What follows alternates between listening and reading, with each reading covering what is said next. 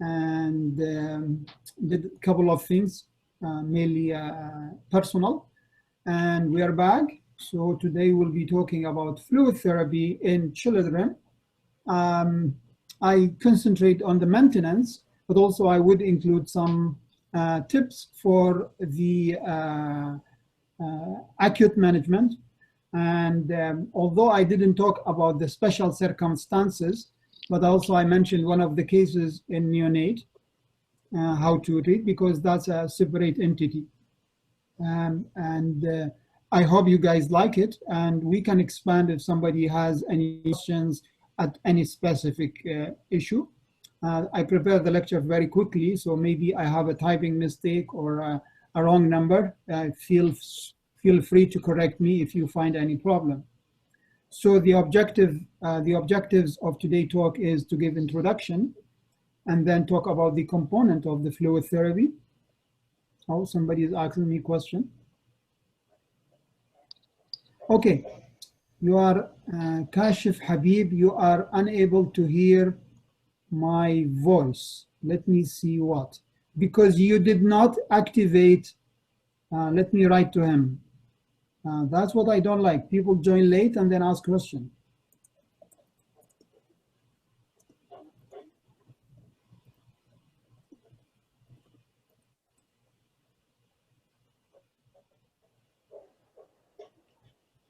So the objectives, my apology for the late. My objectives for today's talk is to give introduction, then components of fluid therapy, then how to prescribe maintenance therapy and how to do the replacement in association with the sodium level. And we'll hope at the end we'll do some scenarios. And I hope that there will be no much of interruption. So usually the goal of when you give fluid, can you turn off your mic, please? Who's opening his mic? Let me see. Ahlam, please mute your mic, and Nihad, also mute your mic, please. Please mute your mic, kindly. Ghufran, please mute your mic. Kashif, mute your mic, please. Nihad, mute your mic, please. Okay. Thank you, I muted everybody. So the goal of therapy is to preserve normal volume and preserve the electrolyte. These are within the component of the body.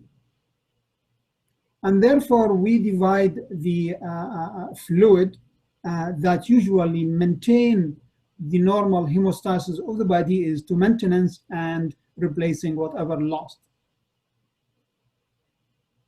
The maintenance is replacing ongoing loss of water and electrolyte.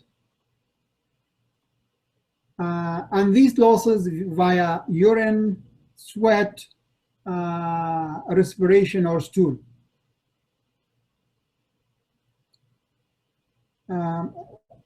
Normally, we preserve the homeostasis by replacing this. However, there are sometimes underlying clinical status and special circumstances that might change this, the physiological response of the body to replace and to maintain the fluid and electrolyte. For example, excessive antidiuretic hormone usually happen in specific diseases or special clinical situation, or for example, when there is stress like surgery.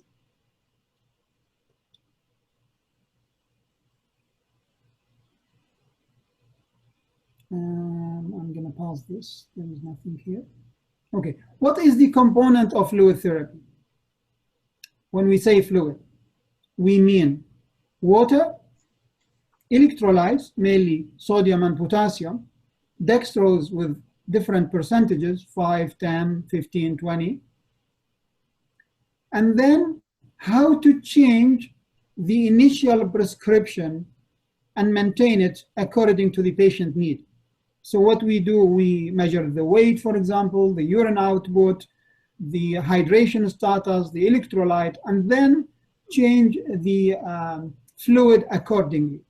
So usually when we say fluid therapy, we mean these 4 components. So what about water? What is the normal physiological need? How we calculate the fluid?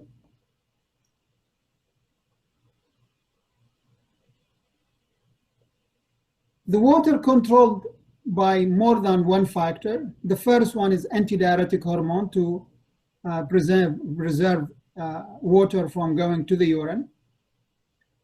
And the kidney ability to respond to the antidiuretic hormone and to regulate urinary water loss.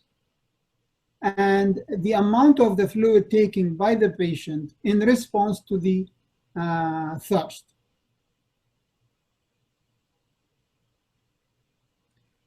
These three factors able to maintain the fluid of the body in any patient, in any person, in any child, without having any adverse effect, because they work in very good harmony. How we know how much we give? If anybody sure, I would say we don't know. We just extrapolate. We use a surrogate. So we use the caloric requirement, the caloric expenditure. We use the caloric expenditure. Can you please mute, make sure that you are muted?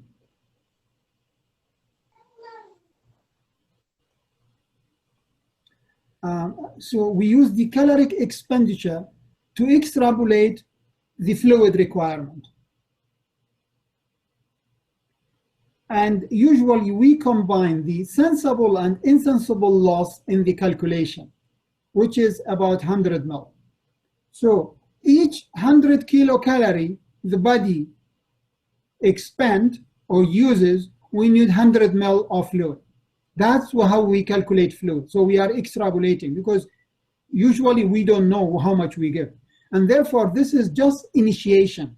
After you initiate, you should be able to change according your parameters, which is weight changes, urine output, hydration status, electrolyte level, and then you assume how much you are need, whether you're giving more or you're giving less. This is 100 ml for each 100 kilocalorie is the minimum, the obligate need. Okay, we have questions. Haider say, I don't hear. Because, yeah, Haider, you need to activate your mic.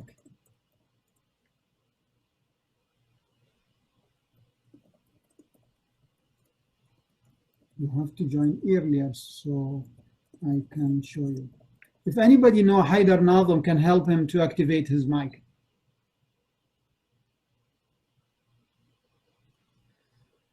So again, we said 100 expenditure, my goodness, keep interrupting.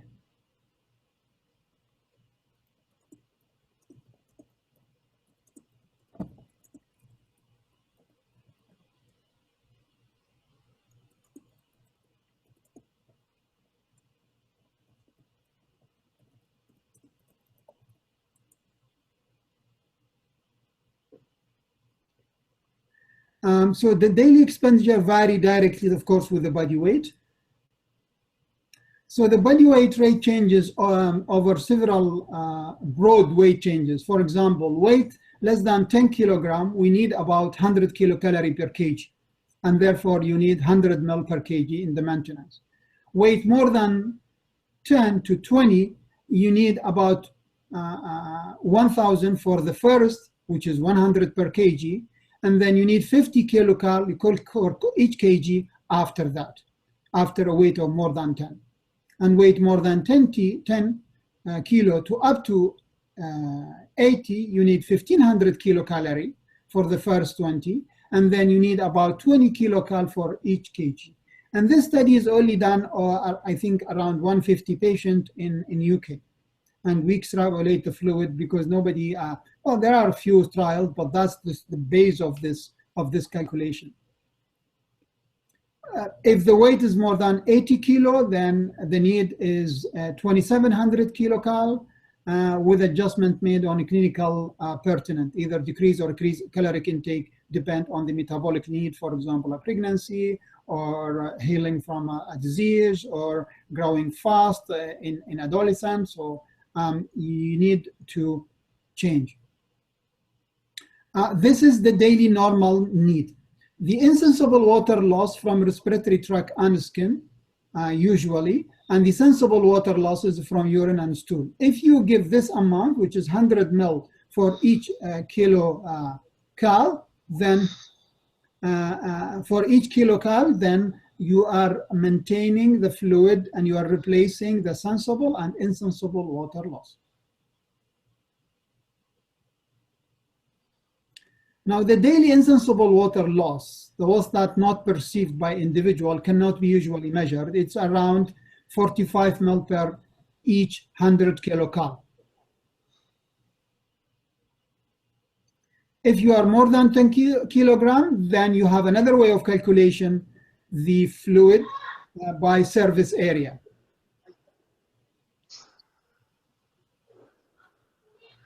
Okay. Somebody is keep noising. The insensible loss also can be further sorted out into skin insensible loss and respiratory insensible water loss. Skin loss, as we know, it's by evaporation from convection and from conduction. And it's about 2/3 of the water loss. So it's around 30 ml per 100 kilocal.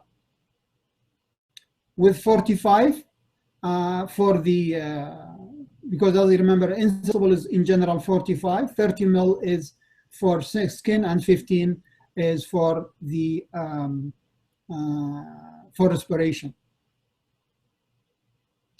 Infant and small, so the younger that you are, the more the insensible water loss from your skin.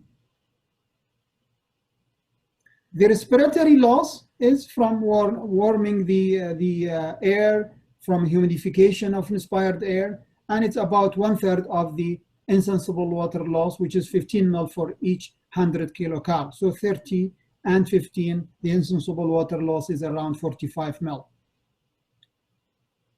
The sensible water loss, the loss makes sense, and we can measure it, is around 55. So 45 and 55, the insensible 45, 55 is the sensible, total of 100 ml for each kilocal energy expenditure. These are from urine and from stool, because both we can measure.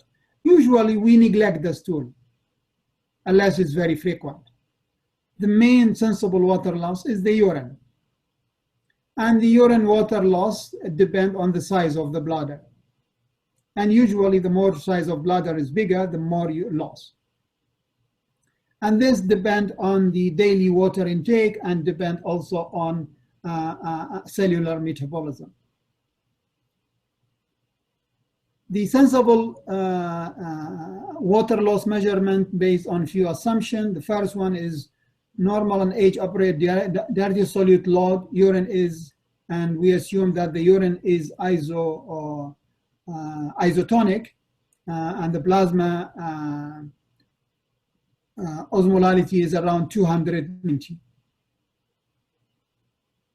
And we assume that the urine ability to concentrate is normal, and we assume that ADH secretion is normal, and we assume that kidney is responding to ADH. The normal urine osmolarity, we assume it between 1200 to 1400 milliosmol per ml. And that's the basic requirement to exclude the daily ashes, to excrete the daily ashes. And that's why we need an obligate daily urine output. Any problem with this, with the kidney, with the metabolism, with daily fluid requirement, with the concentration ability, which change the osmolarity, the serum or the urine osmolarity, will change the urine output. We cannot, our assumption will be inaccurate.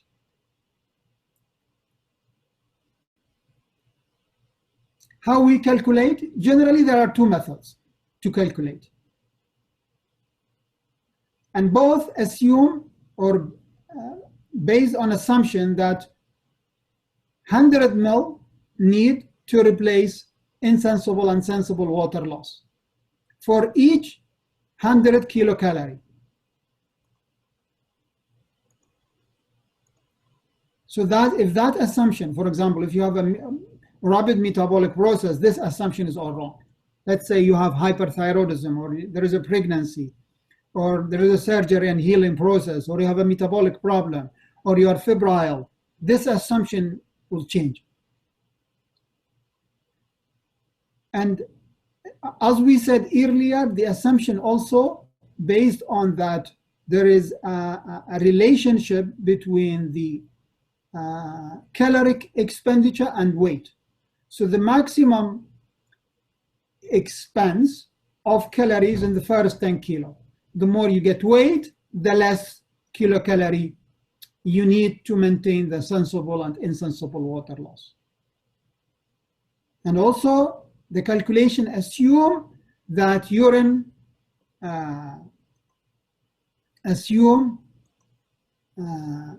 that the urine ability is the urine process normal, which include normal solute, normal cellular metabolism, normal concentration of the kidney, and normal ADH and response of the kidney to ADH.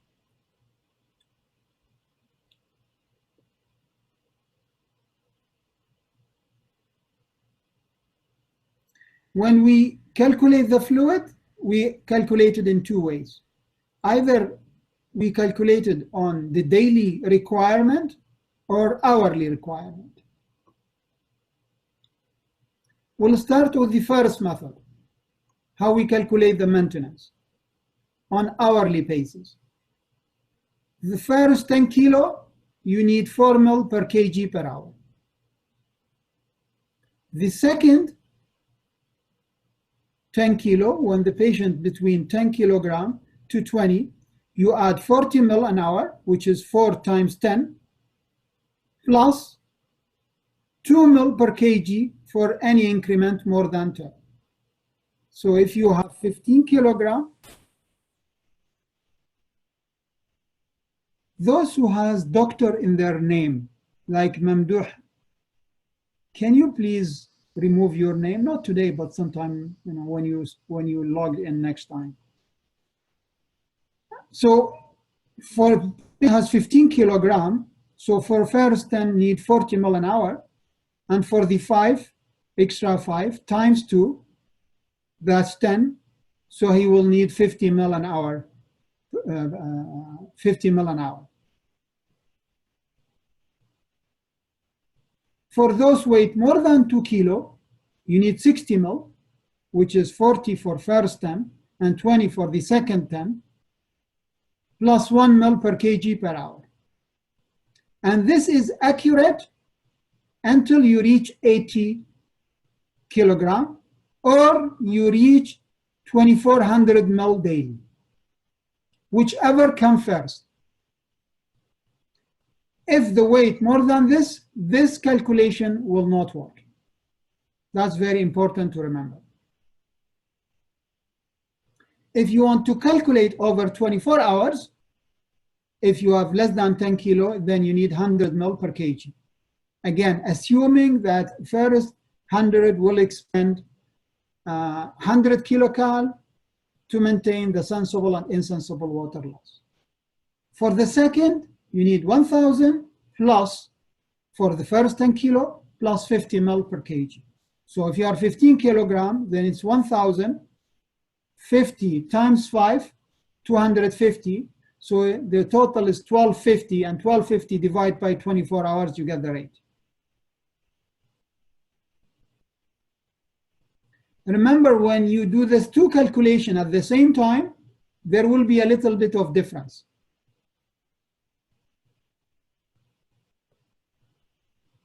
And you will find the hourly calculation is a little bit lower than the daily total calculation. However, the difference is almost always not significant. How we calculate the electrolyte?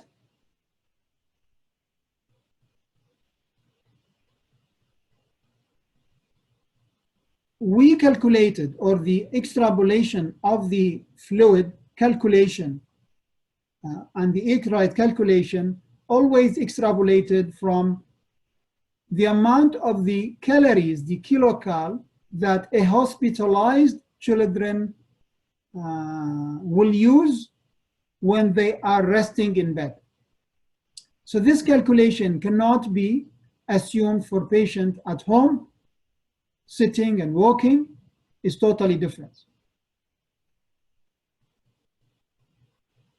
And because the fluid calculation, the water calculation, already extrapolated from the kilocal expenditure, then by replacement, the sodium, chloride, and potassium can be calculated based on fluid requirement. Because we know that sodium and the chloride, we need about 2 to 3 milliequivalent for each 100 ml of water used per day to keep the balance of these two lights. However, we need a potassium of 1 to 2 milliequivalent for each 100 ml to keep this light. Haider, can you keep yourself mute, please? So we need 1 to 2 milliequivalent for each 100 ml of water to keep the potassium light at the balance level. And it's again extrapolated from kilocal expenditure. And the water, we know to use this expenditure to maintain the sensible and insensible, we need this amount of fluid.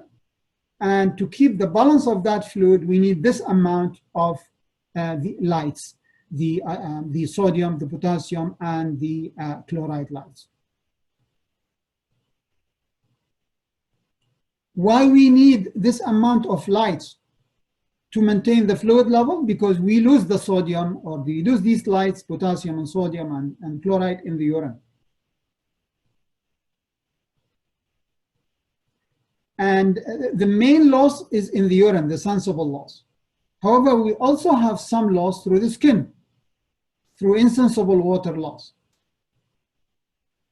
And again, remember, this is not when somebody doing physical stress, like playing football or walking or excessively sweating due to environment. We're talking about a patient who's sitting in bed, doing nothing, resting. We need 2 to 3 milliequivalent of sodium and chloride, and we need 1 to 2 milliequivalent of potassium to maintain that 100 ml of maintenance in a good balance. This requirement, even in the hospital, change depend on the day. The stage of the disease, the healing from the disease, the amount of food is taken, the clinical status, the amount of urine output, all change. So remember, this is only initial prescription. Then you have to monitor and maintain up and down. So we've talked about maintenance fluid, we talked about electrolyte. Now we're talking about the third, which is dextrose. Why we use dextrose? To provide glucose, to give energy. In normal circumstances, 5 and 10%, from 5 to 10% dextrose, but usually we use the 5 and 10 for convenience, but you can use 6 or 7 or 7.5, it doesn't matter. But as far as you are 5 to 10 giving dextrose, you are in a safe. You have a good balance. You can maintain normal glucose level. You can maintain normal cellular metabolism. You will not spill the sugar in the urine, because remember, we don't know how much we need. We know if we give more, there will be side effects.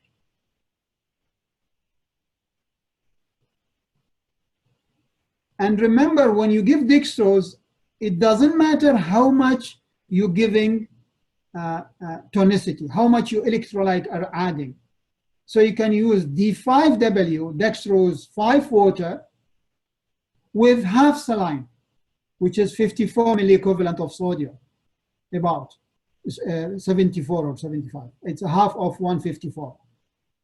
If you're giving 1/3, it's 33. If you're giving 1/4, so you can give 1/2 D5. So you can give 1/2 D10. You can give 1/2 D20, no matter. But usually it's D5. So we call it 1/5 or 1/3.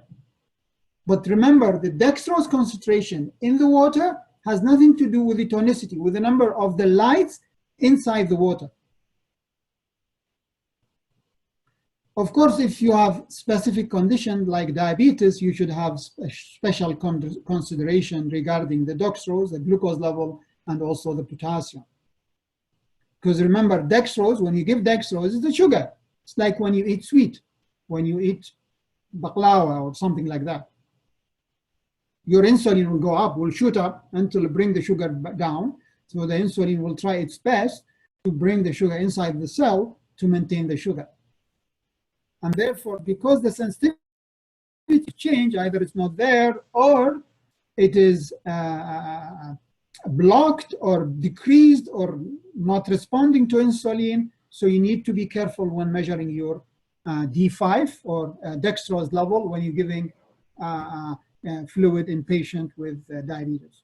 Also, we know that glucose will affect the potassium level. So these are the fluid, the electrolytes, and the dextrose in normal circumstances. However, as we said, this is for patient who is admitted, normal circumstances, and resting. When the circumstances is not normal, the water fluid maintenance, the water and the fluid and electrolyte maintenance is changed, like in a prematurity, because there is specific features of premature that make the fluid requirement change, like a surface area or breathing. When you have burn, when you have fever. So for each 1 degree Celsius, you need from 10 to 20% increment in the maintenance. For mechanical ventilation, so it depends on the humidity of the circuit you are using. How much the humidity is, 90%, 70, 85. Usually we make it 90, but it can be down to 70 and up to 95. It depends on you have valve pneumonia or you don't have infection or you are drying out. So you need to change your maintenance and monitor the patient when you ventilate. As we said, the main sensible water loss from urine. We don't calculate the stool. But sometimes you have a frequent, then you need to add it. Also, as you remember, we assume that we have a normal GFR and urination. So it should be at least 0.5 to 1 ml per kg per hour in a premature and around more than 1, I think, until 2 years, and after 2 years, maybe you need more. Otherwise, consider oliguria and then you have change. Or sometimes you have polyuria. Like you have an RDS patient and then recover, you get polyuric phase, or you have a nephrotic patient and you have a dehydrated patient was oliguria and now you correct that, now urine output is increased. So assumed when the urine output change, then your water, you will have a changes in the water loss and then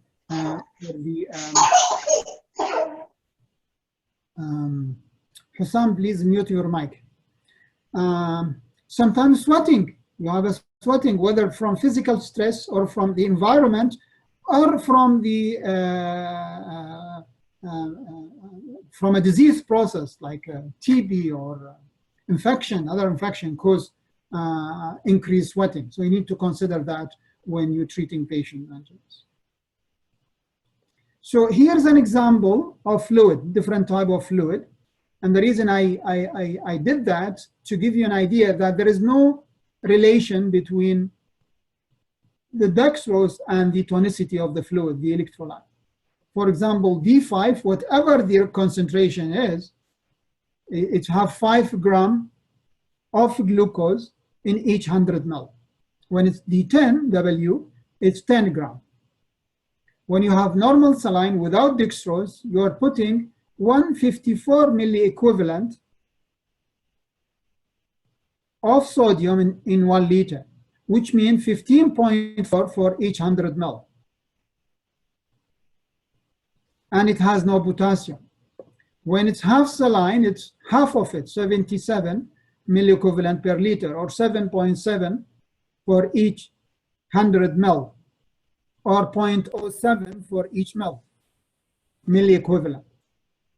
When it's 1/4, or then this is the amount. When you give hyper concentrated, when you have real sodium problem and you have hyponatremia and it's asymptomatic and you need to correct it, use 3%, which means it's 13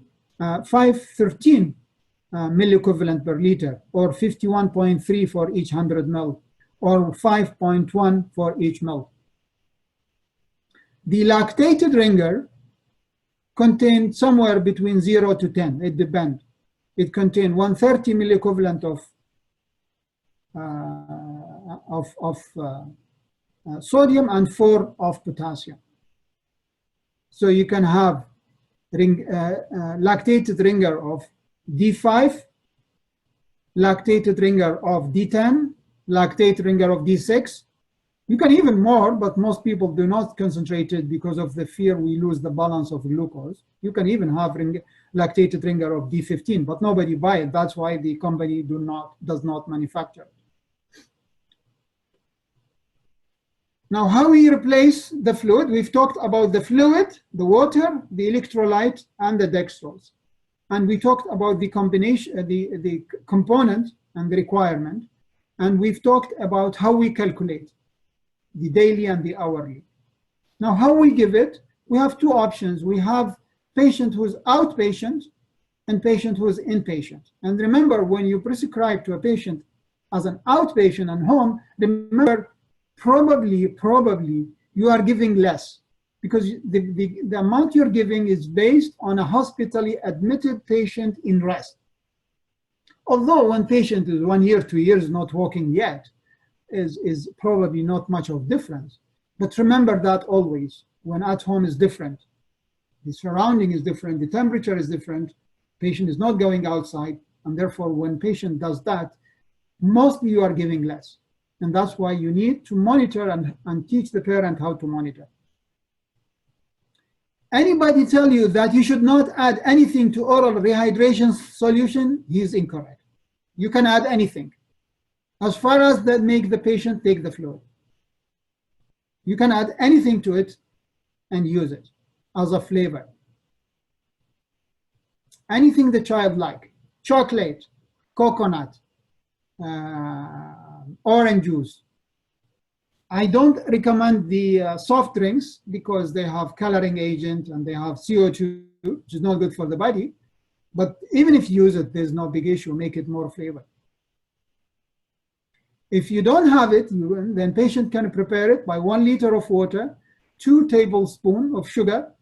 If there is no sugar, then honey. You can use jam. And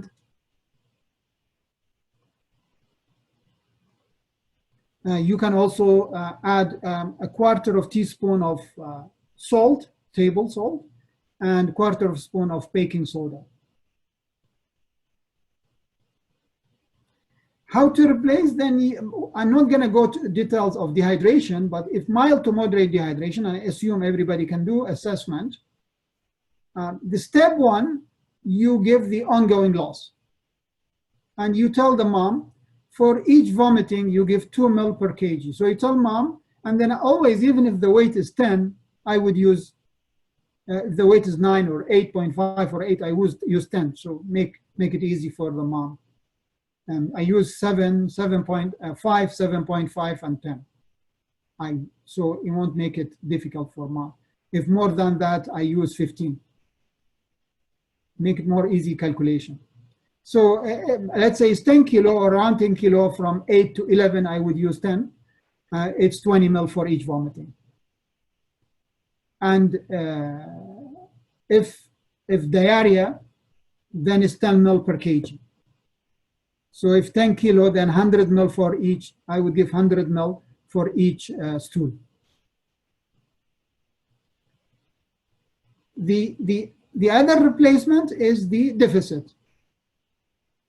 So depend on your calculation. If you have the ideal weight of the patient and you weigh the patient now, you will know the difference on the percentage. If you don't have this luxury thing, then you have to do your clinical assessment.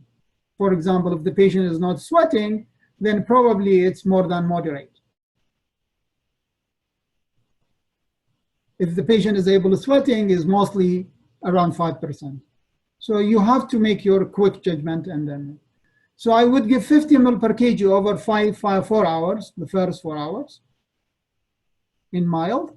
If moderate, I would give 100 ml over 4 hours. Always I use cup.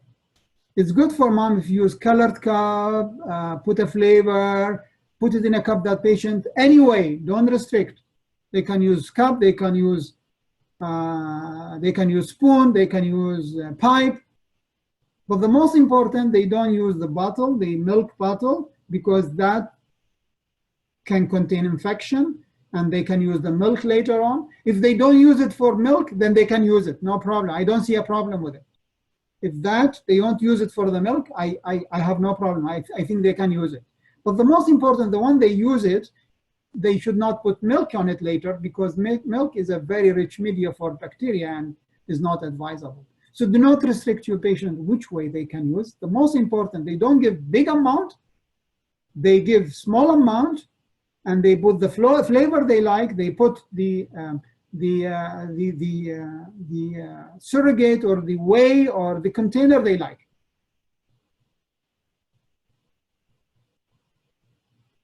In step 3, go to maintenance. So you gave your maintenance ongoing loss, you gave your replacement, and then you're giving your maintenance. Most of the patient, when after you give oral rehydration solution, you're giving your replacement of first 4 hours, and then you're giving for your vomiting and stool. You don't need to give more oral rehydration. You don't continue, because they will fed up. So tell them that breastfeeding or ad lib demand of formula. You don't need. But tell them that whenever there is vomiting, you replace by 10 per kg. If you have stool, you replace it by 100, and that's all. Don't give more, because if anybody tastes the oral rehydration solution, then you will know why. And don't let them give up. And do not restrict the parent, because sometimes there is wrong practice. But then you will end up giving oral rehydration solution or not. So don't put too much restriction on the patient. Just let them use whatever they can. The most important, they use it. Anyway, don't restrict it. Anyway, they can put any flavor they want, and they use it. Okay? If there is vomiting, I would suggest anti-emetic.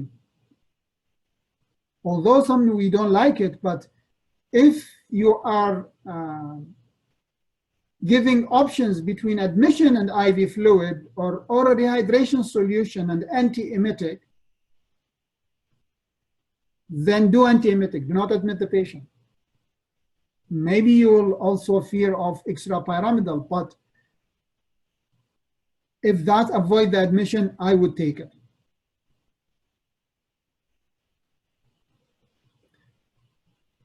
The most important that we use the ondansetron, but you can use any other type of antiemetic that you're familiar with. And this is the dose. And I've written the dose for just references. And I gave the copy of PDF, and so I don't want to spend time on it. But basically, it's somewhere between 0.15 to 0.3 milligram per kg per dose. When you need to give the IV, if you have instability. What do you mean instability? You have tachycardia, you have hypotension, you have decreased urine output, you have capillary refill, you have problem, you have altered mentality, you have intractable vomiting that is not responding to antiemetic, you have a bloody diarrhea, that's meaning you have more likely to have bacterial infection, or you have ileus, then the patient will not take it, will vomit it back. Or you need to correct the electrolytes. You have hypernatremia or hyponatremia, or you have glucose malabsorption. Now, sometimes some people ask why we don't put feeding tube and give the oral rehydration solution. Well, you can do that if you have restriction of the bed and some situation, you can do that and you train the parent to do it. But if the patient cannot take the fluid orally, there should be one of these problems that indicate admission. So in my practice, I do not suggest giving the oral rehydration solution G2. However, if you are in a position to do that, why not? Make sure that the parent can, even in the hospital, if you don't have fluid, or if you don't have enough monitoring, or you don't have lab to monitor, then train the nurse, put the feeding tube, and make sure it's not in the respiratory system, and give it through NG. When you have shock, remember, don't do anything, just give boluses. Don't start bolus, bolus, bolus, bolus until you fix it. Usually, if you don't fix it after 3, then you have another problem. You have another precipitating factor of shock, you need to stabilize it. And always consider something else when 3 boluses is not responding. So either you're losing the tonicity of the vascular system due to, for example, one shock, or you have a drug, or you have a neurological problem, or you have an anaphylaxis, you have a problem you need to fix.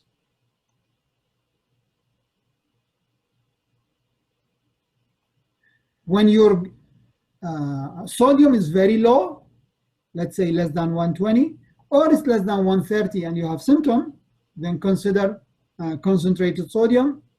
When your sugar is low, consider to increase, give boluses of glucose and to increase your glucose concentration. And remember always to use normal saline. Sometime, if urine output is good and the sodium level and the potassium level is good, then you might use the lactated ringer. So again, the Holiday-Segar method of calculation, we know it. We talked it about, which is the first method of going per ml per hour, and this is the repetition of it. It's not difficult to maintain. And here I gave the example, 40 kilogram. So the first 10 would be 1,000, the second 10 would be 500, the third 10 would be 400. And the total you will get 1900 and you will get 79 point. While if you go by Holiday-Segar, you get 80 ml per hour. So this is total fluid. This is per hour calculation. Not that difficult, easy to be done. To add sodium, you need 3 milliequivalent. But remember, this is normal sodium, normal potassium, normal urine output. Stable patient, no specific condition, like prematurity or fever or a burn or diabetes or infection or asphyxia or something like that. How we calculate the deficit, I'm sure everybody knows. It's the percentage of dehydration times the ideal weight. 40 kilogram, 300 will be 400.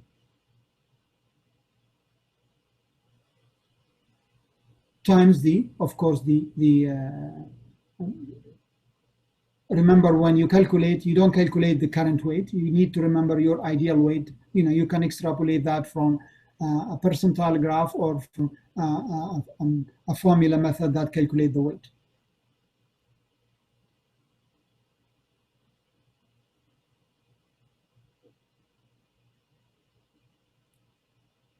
So you gave the bolus, you gave 2 boluses and the patient improved.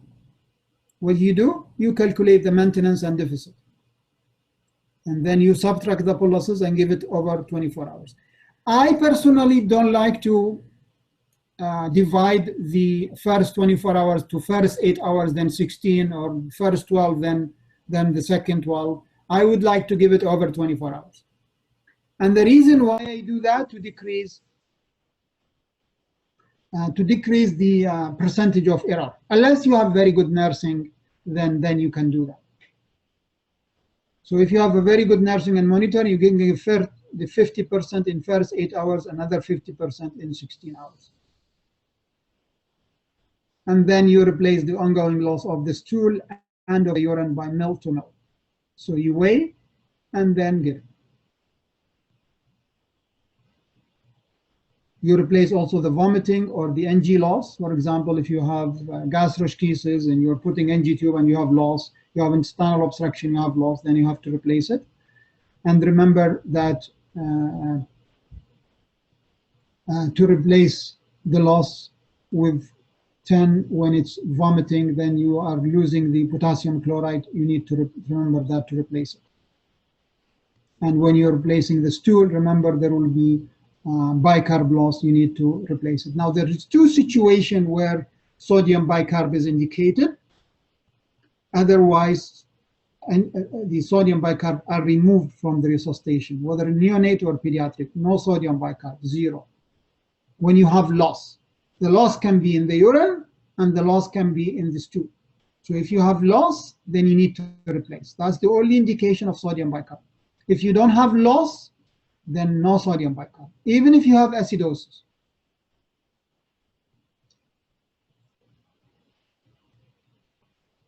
How we replace the electrolyte? It depends on the loss. So in the first 3 days, the main loss is from the extracellular fluid. So in the first 3 days of life of the problem, 80% of loss from extracellular fluid and 20% from intracellular fluid. And we know the component of extra and intracellular fluid. Extra mainly sodium, intra mainly potassium. After 3 days, the extracellular loss dropped and the intracellular loss increased. And remember, we calculated the maintenance sodium according to the fluid maintenance. In shame, we calculate the sodium deficit according to the fluid deficit. Because the loss mainly extracellular, then we know the water component of the body is 0.6. So the fluid loss is fluid loss times 0.6 times 140 of the sodium in the first 3 days and 150 in the second or in the after 3 days. So then you need 8.4 milliequivalent for each 100 ml. And I hope you guys understand. So if patient have a diarrhea 2 days old, I will multiply it by 140. If the patient has a diarrhea and he's 5 days, not 4 days old, sorry, I'm confusing the. If the patient is 2 days of diarrhea, then you use 140. If the patient is 5 days of diarrhea, then I will use 150. Potassium loss is 150 because, as you guys remember, from the intracellular is sorry, I confuse everybody. I have to reload. And the sodium loss is 140 because in the first 3 days, whether it's 80% or 60%, it's 140. And if it's intracellular, mainly potassium, and the potassium is 150. So fluid loss times 0.4, because that's mainly the intracellular, times 150 equals 6 milliequivalent per liter. An example of that is you have 4,000 loss.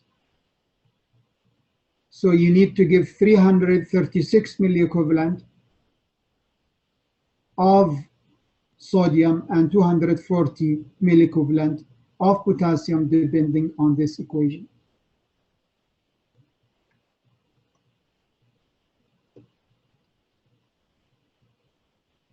When you replace the fluid when there is deficit, it depends on whether it's isotonic, hypotonic, or hypertonic.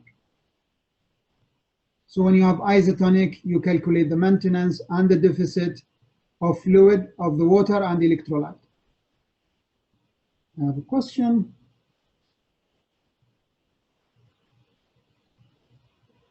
Sinan will answer the questions at the end. Yeah, I'm happy to answer your question at the end. For the hypotonic, again, it's the maintenance water and the electrolyte deficit water and the electrolyte. Of course, you subtract the boluses. And when it's hypotonic, then you need to add the sodium because the sodium is less than the sodium is less than the desirable level, which is 130. Some people will say 135. It doesn't matter. So in the hypotonic, you give same like isotonic, but you add the sodium and you calculate the sodium, the desired level, minus the measure times the 0.6, the extracellular fluid, times the weight, and you give over 24 hours. For the hypertonic, you give the fluid, the maintenance, you give the maintenance fluid and electrolyte over 48 hours. You calculate the deficit and you give it over 24 hours. And you replace the free fluid, the fluid requirement to bring the sodium to the normal level. So you give 40 ml for each equivalent above 145. So if your level is 144, you consider it like isotonic. But when you get 146, you calculate like isotonic, but you add 4 ml for each kilo, of course. And then fluid deficit containing the electrolyte. So the free fluid plus the deficit. And the fluid deficit containing electrolyte is the fluid deficit minus the free fluid deficit.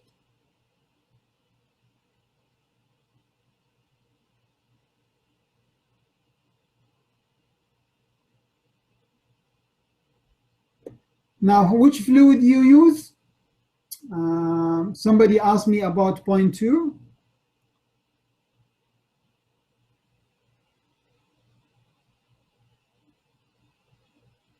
I would not. Somebody asked me about potassium. So, see, when I give presentation, I am responsible. Now, Sinan is asking me the question. When I give a presentation, I would be responsible of when I give. So when I give the, I will be safe. So I do not treat hypokalemia from fluid therapy. I would make hypokalemia a certain entity because hypokalemia is not part of dehydration. Hypokalemia has its own causes. And we do not divide dehydration according to hypokalemia. So I would not treat hypokalemia. I would give just maintenance potassium. But if I do have hypokalemia, I treat it separately. I won't include it in the fluid. That's how I practice to be safe. First, I need to know what is the level. Second, I need to know the cause, and then I would replace. I do not just go and replace.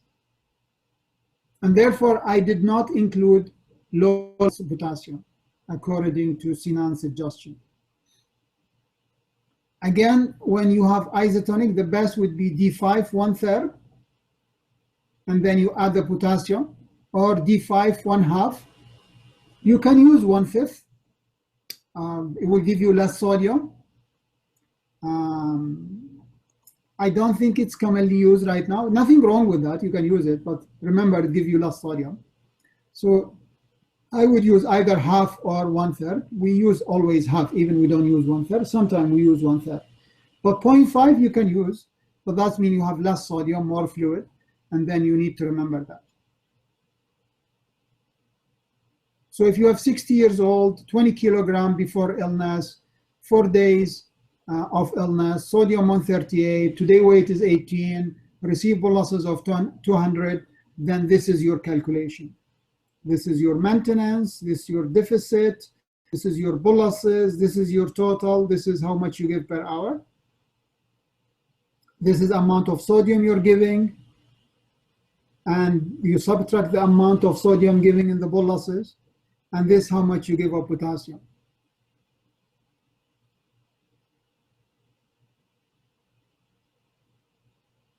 If you go for hourly calculation, you get this. And remember, hourly calculation is always less than the total, but the difference is negligible.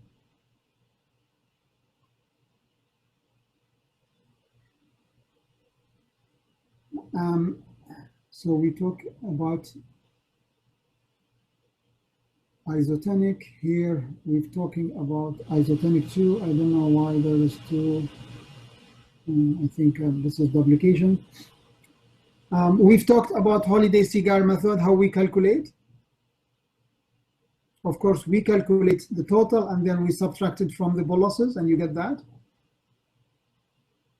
And if you want to do a rapid calculation, you don't have time, just 10% double maintenance, you get 20, and then you end up same, almost same, you get 125, less than of the accurate calculation, but I don't think that's a big difference, because this is the initial prescription and then you monitor your patient, you can increase. So you can go with this rapid double the maintenance when you have 10% dehydration. When you have 15, you just can go 150. When you have 5%, you go with 0.5 extra maintenance, so 1.5 maintenance. When you have hypotonic, it's same, but you add the deficiency of potassium, of the sodium. And remember, I do not calculate potassium deficiency from the fluid. I use potassium deficiency as a separate entity, because we need to know why we have low sodium. Because it's unlikely if you have vomiting, you get hypokalemia. There should be a reason like hypertrophic pyloric stenosis, or you have a specific problem, GI obstruction, or you have certain metabolic, or you have a medication, or you're losing it in the urine. You need to know, you just don't go and replace it. That's what I do. Unless it's so severe that has a rhythmic problem, then you need to give bolus. So potassium is a dangerous drug, and I do not recommend that you correct it first thing, unless you see a cardiac problem. Because if you correct the sodium and the dehydration, the potassium maintenance should be able to bring it back, because the kidney are very good in correcting potassium. So generally for safety, I do not correct potassium as part of dehydration. So apart from calculating the sodium, the rest are the same. Hypertonic,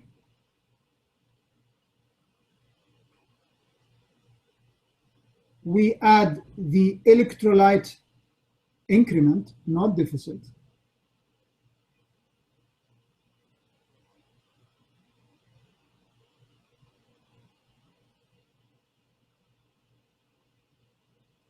This is hypotonic, sorry, this is a mistake. This is a typing mistake.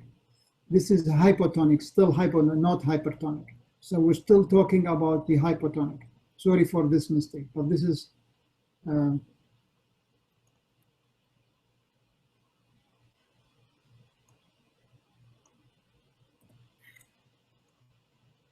sorry about that. I did it very quickly and I didn't have time to review it. So we're still talking about the hypotonic, and we are adding, and because the sodium is 120, so we are missing 10, then we calculate and we get how much sodium we should replace. In hypertonic, we give the maintenance fluid and electrolyte, we give the fluid deficit, and then we add the free fluid, which is the fluid needed to correct increment in the sodium level. And we give 4 ml for each 1 milliequivalent above 145, and 3 ml for each 1 milliequivalent above 170.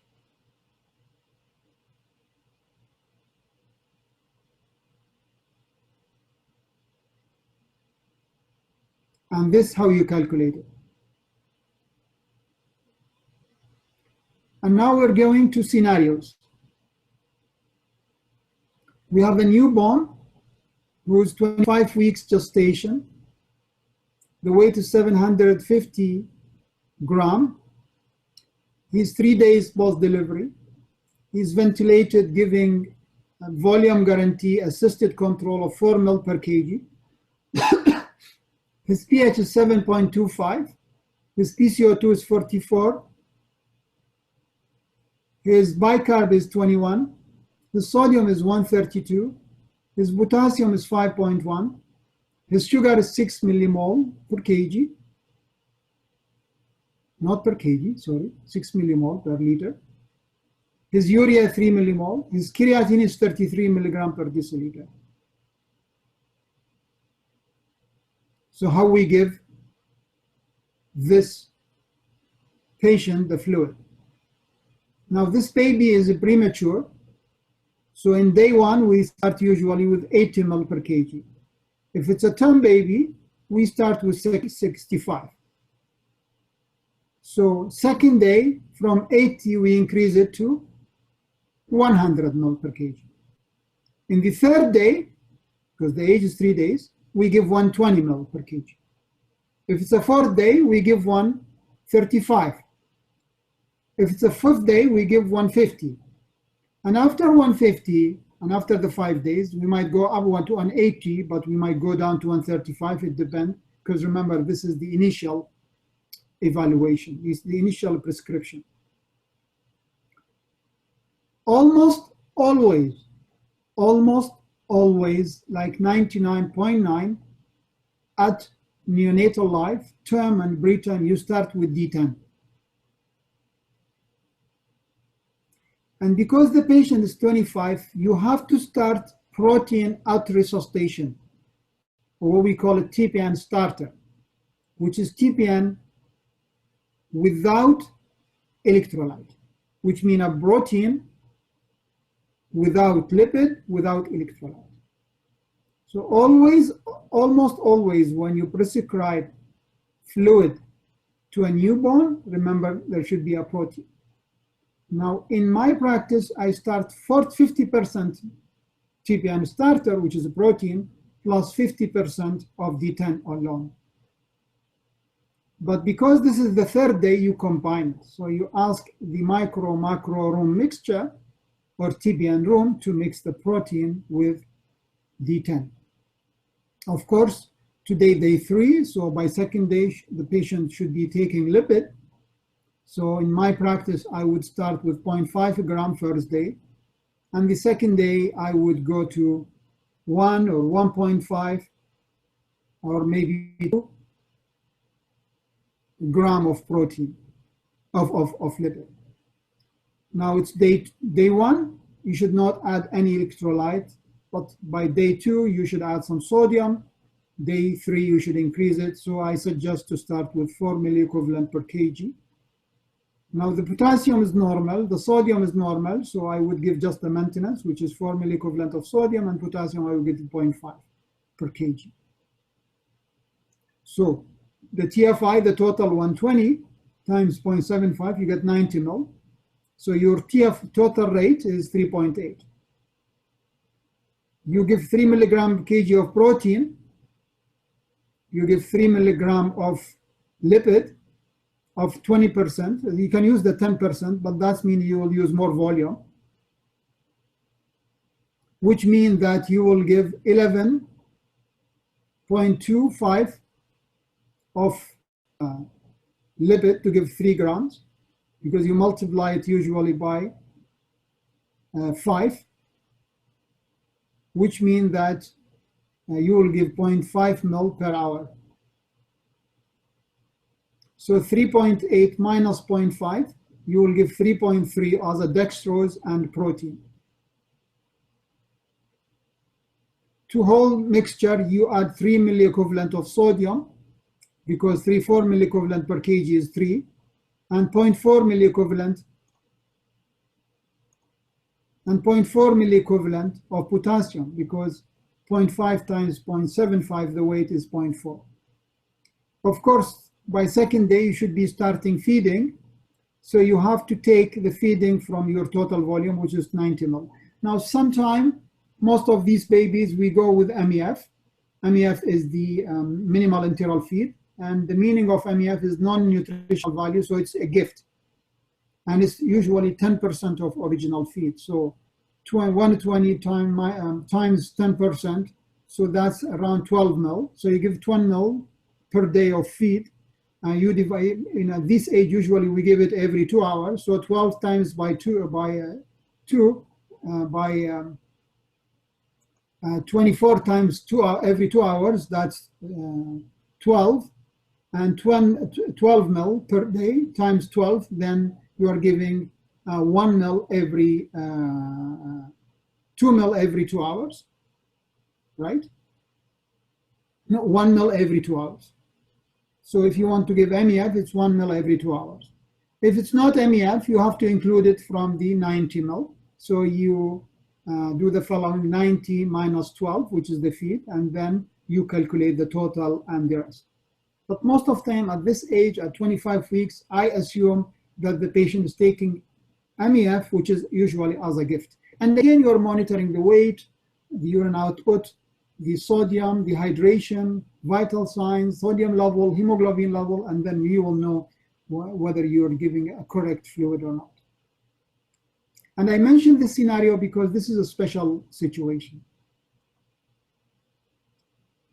Now we're going to 9 months old. And I remember I always use 10 kilogram.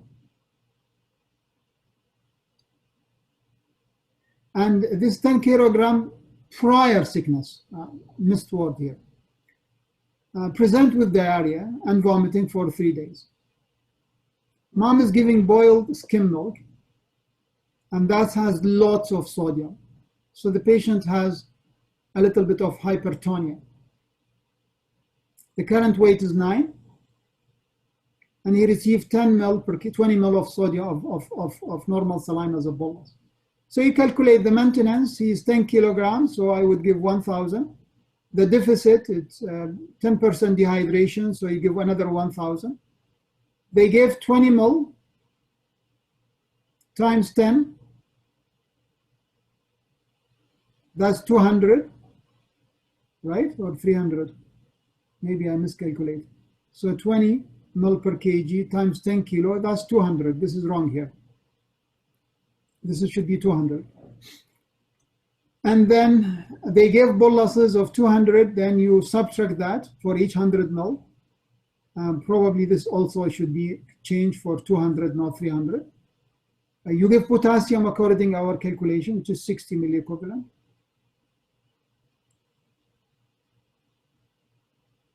And then you give the total fluid, the sodium, and then you add the potassium. And I think this is 60. My apology for all these mistakes.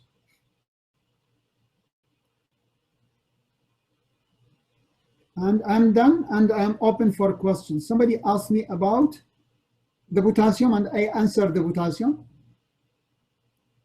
I think you're talking about the deficit, Sinan. I was talking about the maintenance. So I was talking about the maintenance, not the deficit. So you're using 0.4. I guess you can use it. I use, I think, 0.6. I can't remember which I use, but I think 0.4 is correct. The other question is, can we use 0.2? I do not like 0.2. I would like to use 1/5, I think. And I think, yeah, you can use it, but remember, you're giving less sodium. So you have to keep that in your mind. But again, you can use 1/5 and 1/3 and 1/2 and 1/4. I don't think that will be a problem. I remember this is the initial prescription. And after your adjustment, you have to change your prescription. You might change your fluid type. It depends on the situation and circumstances. In hypernatremic dehydration, yes, C9, what about it?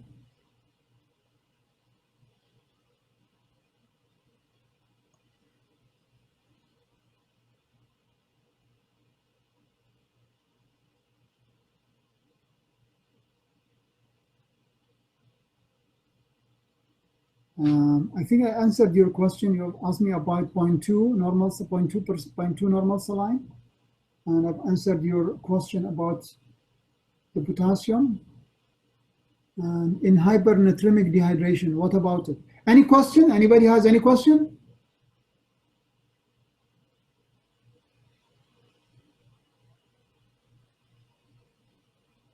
Yeah, you can do that. There's nothing wrong with that.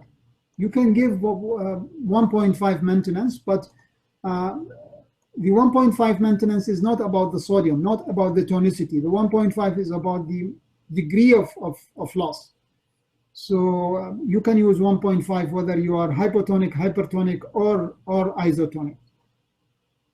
The hypertonicity is you need to calculate the free fluid to correct the sodium, and you need to give it slowly to prevent the effect on the brain. That's the only two difference. But if it's mild, moderate, or severe, you can use same dose maintenance in mild or less than mild, 1.5, or even double when it's severe. But for the tonicity, you need to calculate the free fluid, and you need to give it a little bit slow. But nothing wrong with calculation. Quick method is good. There will be a difference from accurate measurement, but remember, this is the initial prescription, and then you can change it. Depend on your capillary refill, depend on your sodium level, depend on your heart rate, your blood pressure, capillary refill, urine output, even if you can do echo. Because remember, echo can help you. I don't know if you do echo, but if you do Doppler at the aorta, if you have dehydration, you will see the variation on Doppler's loss. Because usually when you do Doppler and there is no dehydration in a normal volume, you will see variation in the Doppler with respiration. So you get high Doppler, low Doppler at aorta. If you have dehydration, you lose this variability. So echo can tell you whether you are volume depleted when you are hypotensive or not, if you know how to do hemodynamic assessment. Any more questions? Yes, we have a question.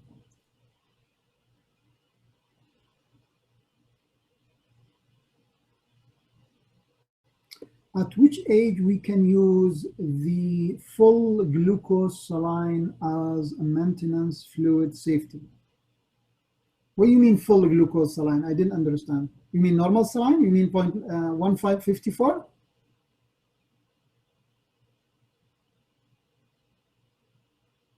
You mean 154? Yeah, 0.9, 154. Yeah, at any age. At any age is safe. You can use it in neonate, you can use it in 30 years old. There is no problem with 0.9. Remember, the tonicity has nothing to do with dextrose. So I can use, always remember, in neonate use D10. And in first day, don't add electrolyte. In second day, you add electrolyte. Because in neonate, we have the mixture, so we don't use ready-made. We add the sodium according to the level. But when you are older than neonate, you can use 0.9 D5. You can use 0.9 D10 safely. Because remember, this is your initial prescription. And then when you do sodium level, if your sodium level, you have to back off. Even if you're giving 0.9 and your sodium is still high, you have to add more sodium. So 0.9, you can use it at any age. Dextrose depends on your glucose level. At neonate, it's safe to use D10. After neonate, it's safe to use D5. But next day, you might need to use D7.5. Remember, if you're using central line or a peripheral line.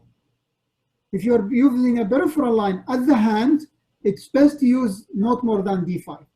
If you're using anticubital, you can use up to D10, D15. More than D15, then you should have a central line. So also your line will determine how much dextrose you're giving. But when you give D9, 0.9, sorry, normal saline, at any age, as initial prescription, but not in the first day of life. And you have to back off if your sodium is high. Any more questions? I still didn't understand how to calculate potassium maintenance equation. What I know, it's 1 to 2 milliequivalent per kg. That's the maintenance. Sinan, this is the maintenance. This is not the deficit.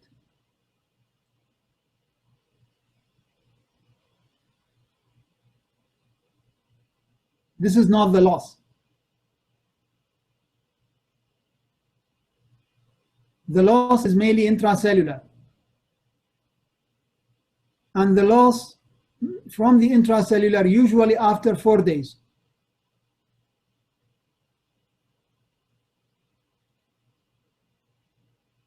And then you need to use 150.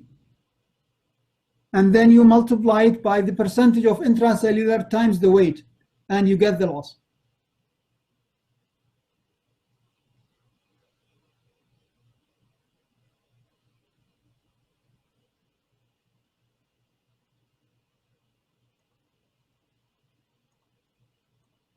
I repeat the equation. Where is the equation?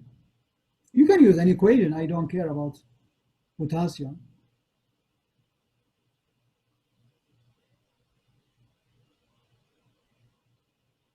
Here is the equation.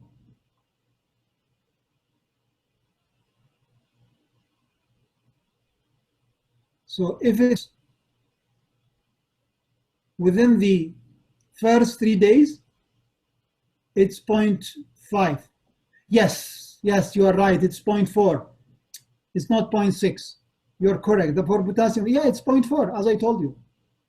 If it's in the first 3, it's 0.2.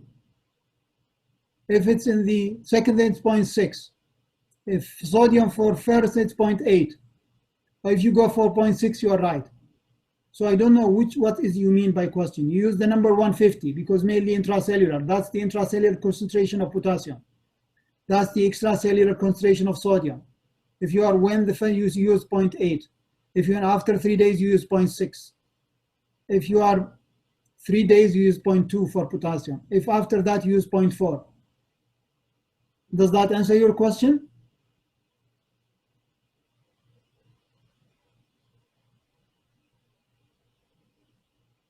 And remember, this deficit is not normal potassium level. It's just for the fluid. So this is not hypokalemia. We don't have hypokalemia here. We're just losing a fluid with normal potassium. We're just replacing. But if you give 1.5 to 1 milliequivalent per first day, and you have normal, and then next day you measure, if it's low, you can increase it, I don't think you will have a problem. Okay, any more questions?